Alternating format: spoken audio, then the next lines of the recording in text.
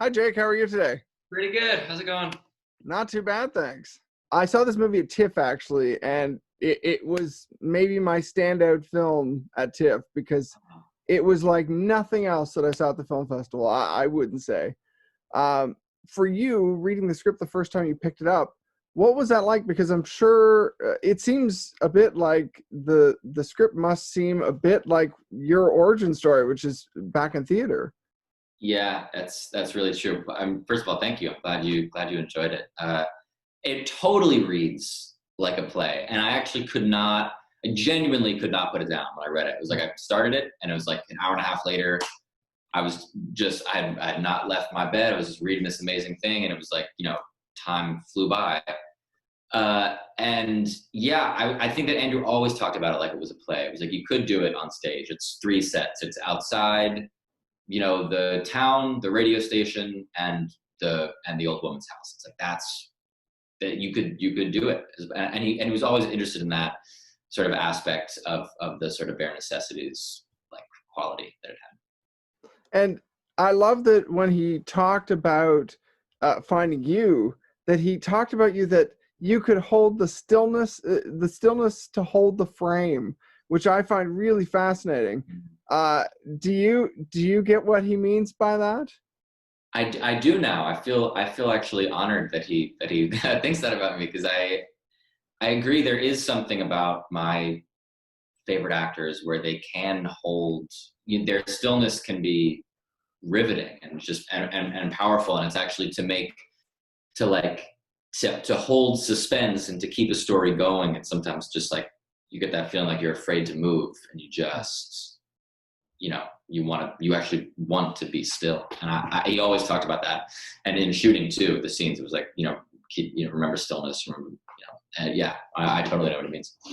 And I find that interesting too, because then by comparison, Sierra as Faye, uh, there are moments where she's still certainly, but she feels more like she's got the electric bolt kind of moving her through the film. That's so true. I don't think that either of our characters would work without the other one there, because the energy is just so different. You're really right. Yeah. And I love that it starts out kind of her almost holding her hand through the whole thing with the tape recorder and everything else like that. Uh, what was it like to move through this story that their relationship, you really see it evolve throughout this film? Yeah, I love their relationship. I think it's actually really it's sort of unique and special in terms of a lot of movies. So often you see like the slightly younger girl and the slightly older cool high school kid, and they start as friends and they grow towards a romantic thing. And Andrew just wasn't interested in that. He was like, I don't care.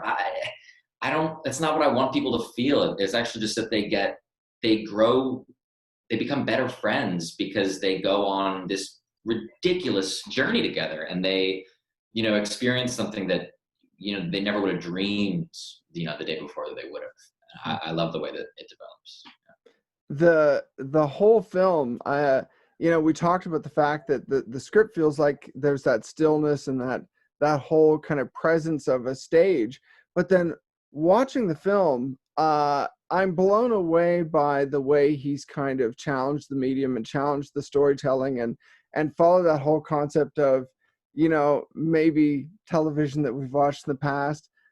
Did you get a sense of what he was going for early in, and then what was it like seeing the final result? I think that, yeah, I definitely had a sense of what he was going for because he was so detailed about his vision. I mean, it was like, pretty much what he described in our first Skype meeting is the finished product that I saw at Slam Dance, which was the first time that I saw the movie, was with other people on a big screen, which was an incredible way to witness it the first time. Yeah, because you're just so nervous, and then but then it really reached people. I mean, people really were sort of rapt, and they leaned forward in those moments when the story changes rhythm, and when you think they sort of bought into it, which was exciting to be there for. But I would say that, yeah, and Andrew's vision was just there from the beginning. It was like he's a very detailed filmmaker. Did you study old films or old kind of, characters to get a sense of how you're going to play Everett? Because he's it felt like watching a documentary to me that was shot way back when, because he feels like he was ripped right out of that era. Yeah, thank you. I think that it's so weird. It's like half of him is just my like mysterious natural response to reading these like weird words, and it was like, oh yeah, this makes sense somehow. But then yeah, there's just a ton of footage on YouTube of radio DJs from that era, and their sort of personas that they had, and the way they like slightly changed their voices to entertain people, and there's great like a plethora of that stuff, and I watched good many hours of it to get some ideas. Have you watched Twilight Zone and stuff like that in the past? Do you have any favorites from this kind of, I don't want to call it a genre, but from this mood of film almost? Yeah, Twilight Zone has got to be there. I mean, Twilight Zone, you're right. The just the eeriness, and I think there is a lot of stillness actually in that show, and there's a lot of like rhythm changing and slow burn moves that just like increase your like anxiety about it all. Yeah, I haven't seen the new Twilight Zones, which I'm curious about, but the old ones I definitely would say are, yeah, you kind of can't find a better match for this movie in that era than those. They're pretty perfect. Well, I think our time is almost up. I'll ask you one last thing. In terms of, working with Andrew on this and working with Sierra and everything else, what do you hope people walk away thinking about this film? Because it leaves a very deep impression with a lot of really deep thoughts to think about. Yeah, it does. Yeah, I hope that people just get a chance to sort of think and wonder about the unknown. I mean, releasing a movie right now is so interesting. And I think, yeah, that to me, the heart of the movie is about the unknown, and that you can find some joy and some wonder in that, and some, just truly accepting that we don't know what tomorrow's going to be like, and, to sort of to sit in that and to wonder about it, I hope is what people take from it now. Especially because I'll just say I love that it ends and you really don't know what happens after the final frame. It's really left to you to think about.